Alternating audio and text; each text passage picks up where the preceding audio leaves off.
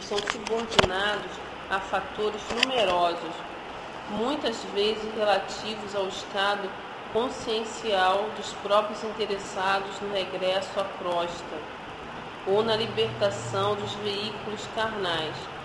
Há companheiros de grande elevação que, ao voltarem à esfera mais densa em apostolado de serviço e iluminação, quase dispensam o nosso concurso. Outros irmãos nossos, contudo, procedentes de zonas inferiores, necessitam de cooperação muito mais complexa que exercida no caso de Sigismundo. Não deveriam renascer, porém, interroguei curioso, tão somente aqueles que nivelassem preparados? Não poderemos esquecer, no entanto, refutou meu esclarecido interlocutor, que a reencarnação é o curso repetido de lições necessárias.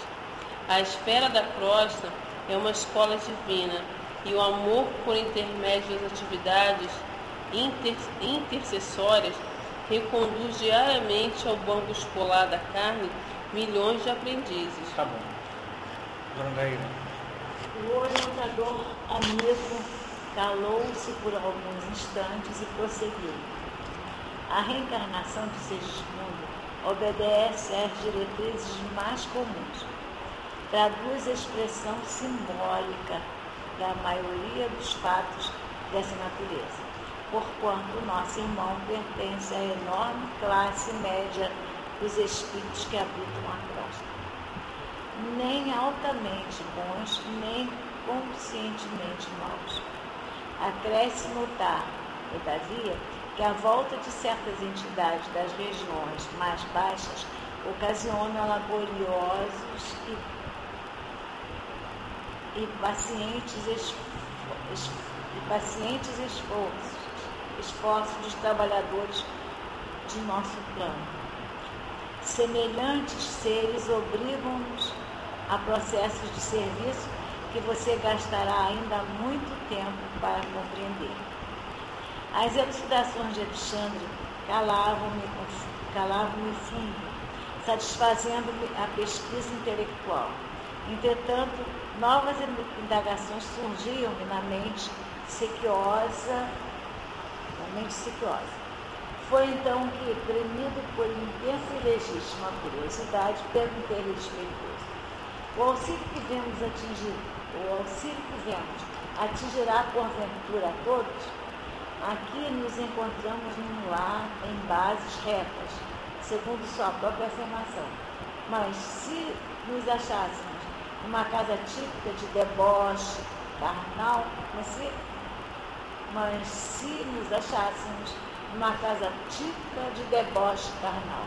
e se fôssemos aqui defrontados por paixões criminosas e desvarios desequilibrantes? O instrutor meditou gravemente e redarguiu. Tá bom. Cecília. André, o diamante perdido no lodo por algum tempo não deixa de ser diamante. Assim também a paternidade e a maternidade em si mesmas são sempre divinas. Em todo lugar desenvolve-se o auxílio da esfera superior, desde que se encontre em jogo o trabalho da vontade de Deus. Entretanto, devemos considerar que, em tais circunstâncias, as atividades de auxílio são verdadeiramente sacrificiais.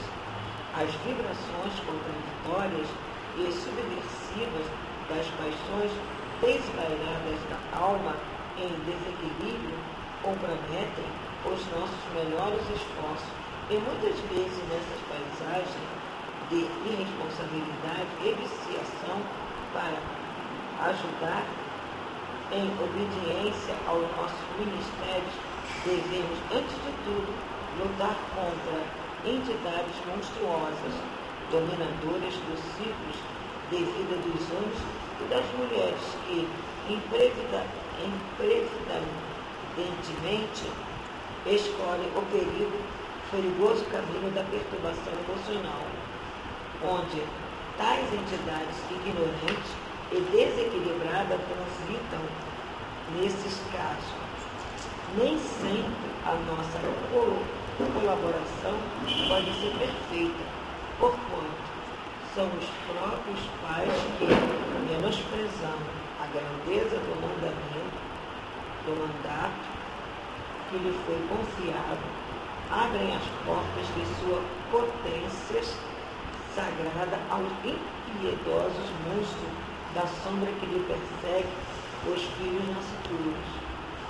Certas almas heróicas escolhem semelhante entrada na existência carnal a fim de se fortalecerem nas resistências supremas contra o mal, desde os primeiros dias de serviço uterino. Entretanto, devemos considerar que é preciso ser suficientemente forte na fé, na coragem, para não sucumbir. Nos renascimentos dessa espécie, o maior número de criaturas, porém, cumpre um programa salutar das provações retificadoras. Muitos fracassam. Todavia, há sempre grande quantidade das que retiram os melhores lucros espirituais no setor da experiência para a vida eterna. Alexandre comentara o assunto com imponente beleza. Começava eu a compreender a procedência de certos fenômenos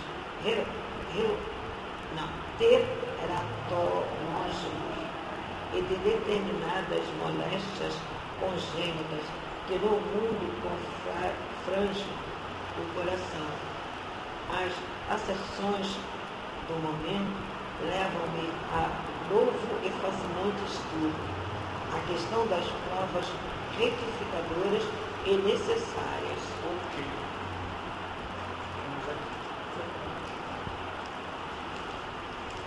Então, no estudo de hoje, nós estamos recebendo informação sobre a estranheza da redução do tamanho dos seixos negros. Essa redução do tamanho está relacionado à plasticidade do corpo perispiritual, que é profundamente sensível à influenciação magnética.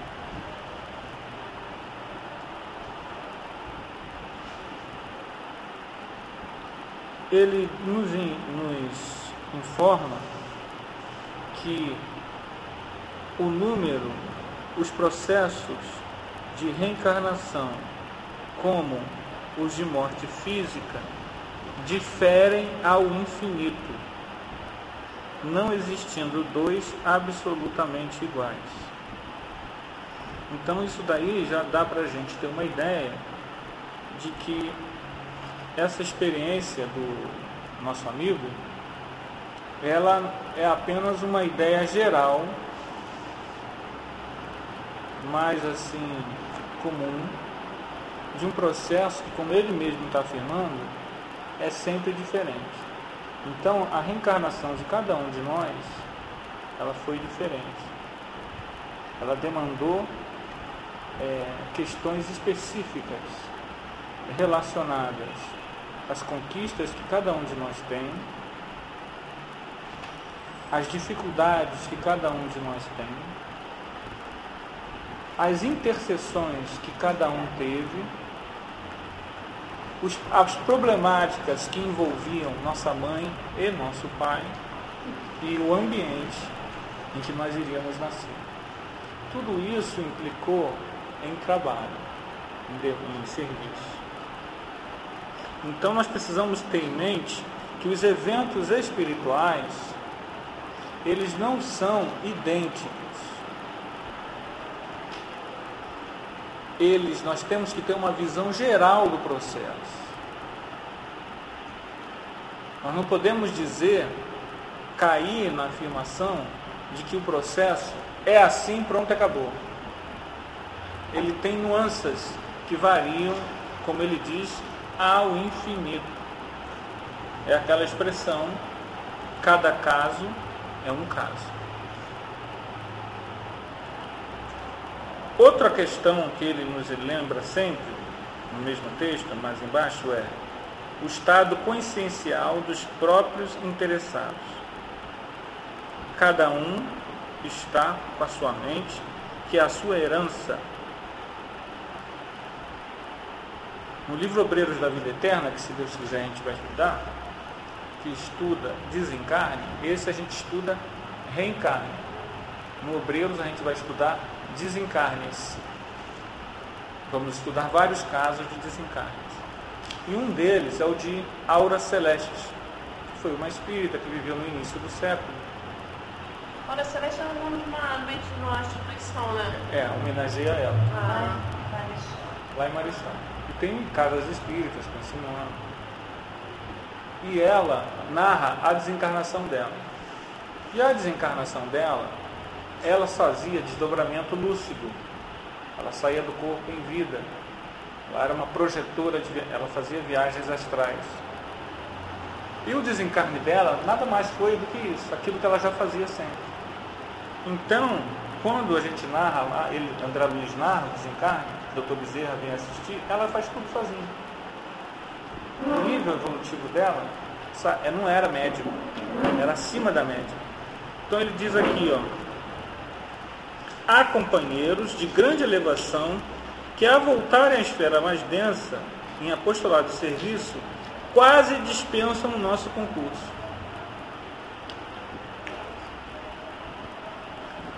É nossa, mas é o nosso destino. Quando a gente falou semana passada, para os médiuns, que ele precisa aprender a irradiar o pensamento de amor, a irradiar luz, é porque nós precisamos aprender a nos garantir. Isso é da evolução. A evolução nos empurra para a autodeterminação, para a independência das ações, para você dizer o seguinte: vamos lá resolver esse problema. É o nosso destino. Não adianta nós queremos ficar o tempo todo como sendo o compadecido. Na assistência social existe um lema que nós podemos estender para a assistência espiritual. Qual é o lema da assistência social? Batido, repetido e citado por todos. Não basta dar o peixe, tem que ensinar a pescar. Todo mundo aqui já ouviu isso. Não basta dar o peixe, tem que ensinar a pescar. Nós também precisamos aprender a abençoar, a irradiar amor, a higienizar ambientes, a socorrer as pessoas enfermas. Nós não podemos o tempo todo achar que não podemos. Essa limitação somos nós que criamos. A nossa mente cria a ideia, eu não posso.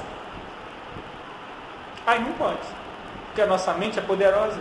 Se a nossa fé não é na certeza de que podemos conseguir, mas sim de que nós não podemos porque eu sou nervoso, eu sou agitado, eu sou isso, eu sou egoísta, aí a gente desfere aquela velha ladainha de coisas que a gente até é, mas a gente só fala delas quando é para não fazer algo de bom. Então, o nosso destino é esse. É nós tornarmos cada vez mais autônomos. É o curso para mentor espiritual. Nós não fazemos na Terra curso para ser assistido. Nós fazemos curso para nos tornar melhor. Só que nós não queremos nos tornar melhor. Nós queremos continuar a ser assistido. Nós queremos colo. Posso falar uma coisa? Nós estamos me lembrando aqui que uma pessoa que podia ajudar a casa espírita, era dia de reunião. estava passando muito mal, né? Aí a pessoa pediu que fosse até lá, pudesse botar alguém lá e tudo. Aí a pessoa estava passando mal que não podia ir ao centro, né? Uhum. Aí disseram que não podia não, que não tinha. Não podiam não. Essa pessoa nunca mais botou o pé no centro. E a pessoa, quer dizer, ela era espírita, acreditava, né, que alguém pudesse ir ali dar uma assistência, um passe nela, né, que ela estava possibilitada. Não, tem que trazer ela aqui na casa. E tanto que eu acho assim, para mim, na minha concepção, eu nunca precisei de ninguém me acompanhar para fazer reunião, para ir dar passe a alguém. Se me chamar para ir lá fazer, fulano está com problema, eu vou, eu dou passe, eu faço evangelho. Eu confio que tem uma espiritualidade que me assiste. E essa deve ser a nossa postura. Eu não preciso, eu sei que os amigos espirituais, tem casa espírita que tem aquele, como é que é o critério de ter duas pessoas para, igual o protestante, vai para porta em porta bater, vai divulgar o evangelho lá, né, com duas pessoas. Eu nunca precisei de ninguém acompanhar, porque às vezes assim, se chamasse alguém não podia ir. Aí não então, para faz aquela trabalho. pessoa não ficar impossibilitada, eu ia sozinha. A gente faz o nosso possível. É. Não vamos fazer milagres, mas nós podemos fazer o nosso possível. E as pessoas... Existem casas que têm essa orientação. Isso às vezes é a orientação de casa. Isso é uma visão equivocada, ainda ligada. Isso é polêmico. Eu não falaria isso em crer, porque a gente tem que respeitar cada caso. Mas ainda é uma visão ligada ao catolicismo, em que o padre é que tinha que fazer o serviço. A doutrina espírita, ela trabalha diferente. É a casa do caminho. A casa do caminho não era uma igreja, era uma residência. Assistia todo mundo. Os grandes espíritos que dirigem os trabalhos da doutrina espírita, que todos nós admiramos, trabalhavam assim no início do século, no final do século XIX e até a década de 30, 40. Quando começou esse negócio de transformar centro espírita em igreja e dirigente em santo, aí começou a dizer que só o santo é que podia. Isso é um erro. A doutrina espírita, você vai ler lá na codificação, ela não foi criada para criar santo. Ela foi criada para criar trabalhadores. Todos nós somos trabalhadores. Claro que a gente tem que respeitar a evolução de cada um. Dá a preferência de ficar fazendo palestra do que atender uma pessoa necessitada. Exatamente. Eu já vi muito. A gente precisa vencer a nossa tendência a querer achar que só nós podemos fazer. Nós temos que passar a doutrina e auxiliar as pessoas a que elas também possam fazer seu culto do Evangelho no lar, para que elas possam crescer e não nós sermos aquele que está dando sempre o peixe. Eu acho que isso aí é uma falta assim, de fé, de confiança. Porque você vê qualquer crente aí te pega, exatamente. Tu tá passando mal, vamos fazer uma oração. É o que eles dizem logo. O pessoal da Assembleia de Deus, então, o pessoal, eles vão lá mesmo. Vou orar por você. É fé. Vamos orar aqui agora. É assim, espírita não. Fica lá, nem orienta, não faz nada. Tem até medo. Vou com medo, não, vou botar com a capa, vou levar uma carta. No Evangelho, falar em nome do Cristo, vai levar carga para casa? Não, isso aí é isso é ignorância. É muita ignorância. Então, continuando o nosso tema, temos. Ele diz que a reencarnação de Sigismundo obedece às diretrizes mais comuns. Quer dizer, em geral, é o mais encontrado. E aí, André Luiz pergunta, um pouco antes, que será que não poderia só renascer quem está preparado? Aí ele fala para André Luiz que André Luiz está esquecendo que a reencarnação é um curso repetido de lições necessárias. Curso repetido de lições necessárias. Ou seja, a reencarnação não é apenas para as almas vitoriosas, mas para todos aqueles que precisam crescer. Nas experiências de TVP, o que você mais vê é a pessoa repetindo em várias vidas os mesmos defeitos. Por quê? Porque nós demoramos muito para mudar hábitos enraizados. Os hábitos enraizados são o nosso karma. Mudar um hábito é uma vitória evolutiva. O problema é, os nossos hábitos arraigados, eles são compartilhados por um número imenso de pessoas que acabam nos fazendo crer que eles são a verdade ou nos acomodar. Na segunda-feira eu estava com um parente na casa de outro parente e esse parente se tornou vegetariano. E aí todo mundo começou a zombar dele. Aí minha filha falou que também eu acho que eu vou ser vegetariana também. Eu até brinquei com ela. Se torna vegetariana mesmo, e quando fizer um bacalhau desse, sobra mais pra mim. Aí tu corre para o vegetarianismo, e agora já tem gente aí que diz que, eles dizem, que faz em 21 dias, quem seguir aquela regra não se alimenta mais, se alimenta só de prana, só de fluido cósmico universal.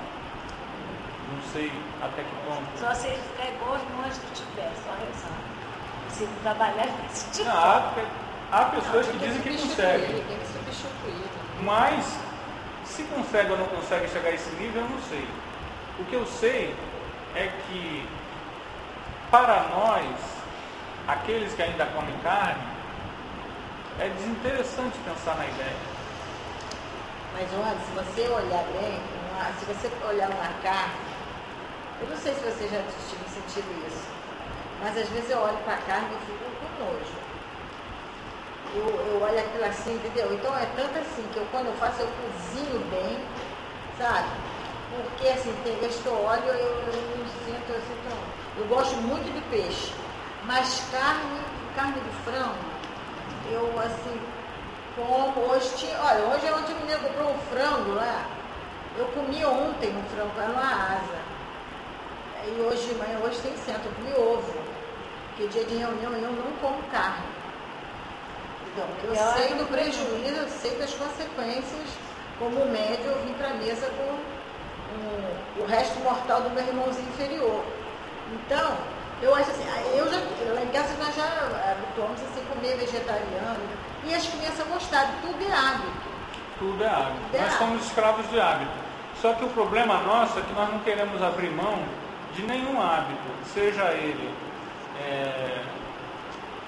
qual for. Então, todo o nosso processo, o processo do conhecimento espírita, não é um processo de imposição, é um processo de educação. Como ele diz mesmo, a esfera da crosta é uma escola divina. Né? Então, vamos lá então continuar. Ele diz aqui que as pessoas que estão... Eu estou falando, eu estou só correndo o texto, pode falar a hora que estão numa esfera inferior, elas estão demandam mais trabalho. Dá para entender por quê, né?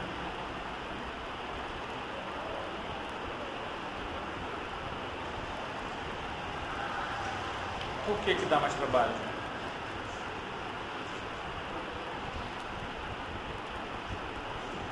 Por causa das vibrações. Quanto mais denso é o estado em que as pessoas se encontram, seu íntimo, mais pesado é o ambiente. Quanto mais pesado é o ambiente, mais entidades pesadas estão no ambiente. Quanto mais entidades pesadas estão no ambiente, dificultam o trabalho. Porque a sintonia das pessoas daquela casa é com as entidades pesadas. E não com eles, os sutis. Porque você só tem sintonia com os sutis se você for sutil. Como nós às vezes criamos uma série de desculpas para não nos sutilizarmos, automaticamente a nossa sintonia é com os não sutis. É uma escolha. Então demanda mais trabalho. Porque, a rigor, nós somos deixados com as companhias que escolhemos voluntariamente através dos nossos hábitos. Mas quando tem processo de renascimento, mesmo aqueles que não têm muita evolução, eles têm assistência. E aí demanda mais trabalho. Porque até quando a gente fala nos hábitos da carne, né, os hábitos, é uma preparação que a gente tem que fazer o desprendimento mesmo de vários tipos de coisas, né? Porque assim, o que os espíritos nos esclarecem, né, o resguarda certos tipos de coisas, que existem pessoas que não estão nem aí, né? Assim, com relação, se é um trabalho de cura, se é um trabalho assim mais voltado mais específico, que tem a ver que eles resguardam comer carne, né? Se resguardaram toda, até na prática do sexo mesmo, um dia antes, né? A pessoa se resguardar. Então, quer dizer, tudo um processo de desprendimento mesmo, de consciência da tarefa, da responsabilidade da tarefa que aquela pessoa está incluída. Não, olha, eu não sei porque se precisa, para a reunião mediúnica, se resguardar do ato sexual, não. Eu não sei se isso é necessário, não. Aquele André Luiz na conduta espírita, ele não fala? Não sei. Isso aí demanda um estudo, porque isso também, às vezes, tem muito de relacionar o ato sexual ao pecado, né? E isso é complicado. A gente não pode ver o ato sexual como sendo pecado, mas sim como sendo um ato divino. Uma troca de energia e um ato de comunhão. A gente pode até sacralizá-lo. Então, eu já até vi comunicação falando isso, mas eu particularmente vejo isso, às vezes até em 3 dias, para a pessoa que vai fazer a cura, ficar 3 dias sem ter. Mas se a gente começar a entender sobre circulação de energia, é um tema um pouco mais complicado.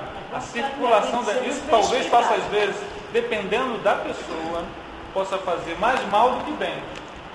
Porque cada pessoa é um universo, né? Isso é complicado. Por isso eu estou falando que você comentou, mas eu estou falando, não sei aqui a opinião, mas só para deixar bem claro que isso daí não é um assunto fechado, né? Há controvérsias, né?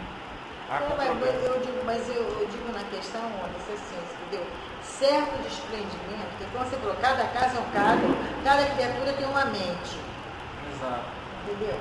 Então, eu digo assim, no caso daquela pessoa que tem, por exemplo, aquele comprometimento, e sabe que vai ser o melhor para dar naquele... Ele precisa, naquele dia, sacralizar o dia, tornar aquele dia um dia sagrado, né? Um dia divino. Como eu falei outro dia, né? Eu espero a semana toda para a quarta-feira. Então, dentro da minha evolução, quer dizer, meu limite, né? Eu procuro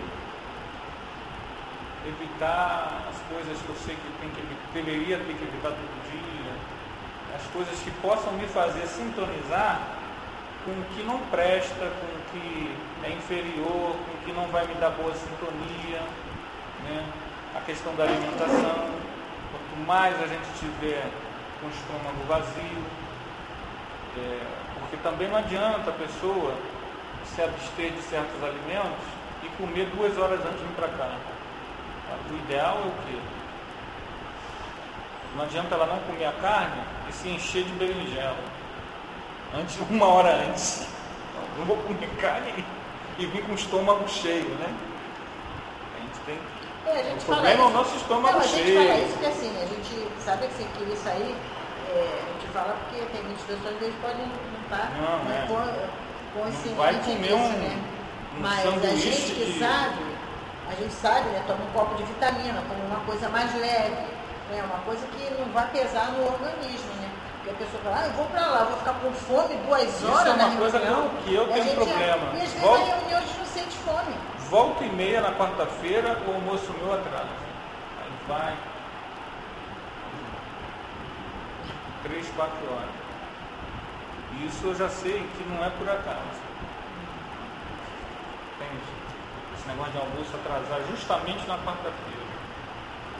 Então, aí ele diz, certas almas heróicas escolhem semelhante entrada na existência carnal. O quê? Nessa ambiência. Às vezes a ambiência do lar é tão densa, mas a pessoa vai lá e nasce ali naquele meio. Por isso que ele está chamando essas pessoas de almas heróicas. Vocês vejam então como é complexo essa coisa da vibração. Eu, por acaso, essa semana estudei muito isso, e uma das coisas que a gente estava vendo é uma coisa que é um tema que eu vou até desenvolvendo para fazer um estudo, a questão da auto-obsessão. A irradiação do pensamento, ela não cessa, o pensamento, uma vez irradiado, ele não se destrói, ele não se dissolve. Ele fica no ambiente, ele fica envolvendo a pessoa que o emitiu, procurando se perpetuar. Se a pessoa não pensa mais naquilo, ele vai se juntar a pensamentos iguais. Aí eu comecei a entender. Quando a gente lê os Mensageiros, nós já lemos, acho que todo mundo aqui já leu os Mensageiros. André Luiz, quando está descendo para o planeta Terra, ele vê ele diz que chama a Terra de mundo das sombras, que ele vê um nevoeiro envolvendo todo o planeta. Vocês se lembram disso? Por que tem esse nevoeiro? Porque esse pensamento, aí ele fala que é a emissão de pensamento dos seres humanos. Ele não se perdeu. Porque se ele se perdesse, se ele se dissolvesse, não teria essa imensa sombra circundando o planeta. Então a nossa emissão de pensamento, ela sobrevive. Isso é uma coisa que eu fiquei, caramba, e não é que é isso mesmo, cara? Aí você entende casas. Essas casas, ele diz aqui, ó, lutar contra entidades monstruosas, dominadoras dos círculos de vida, dos homens e das mulheres que imprevidentemente escolheram o perigoso caminho da perturbação emocional, onde tais entidades ignorantes e desequilibradas transitam. Quer dizer, a ambiência, a egrégora, a atmosfera espiritual daquela residência é propícia à obsessão.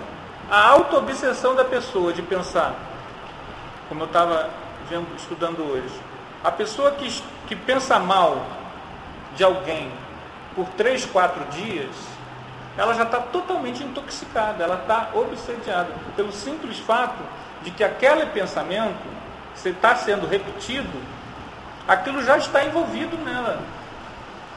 E aí fica que nem goiabada atraindo formiga. É a auto-obsessão que gera a obsessão. Então a pessoa que pensa mal da outra 4, 5, 6 dias, ela já está chamando um monte de obsessor que sintoniza com aquele tipo de pensamento, e ela está cavando para ela, às vezes, acidentes.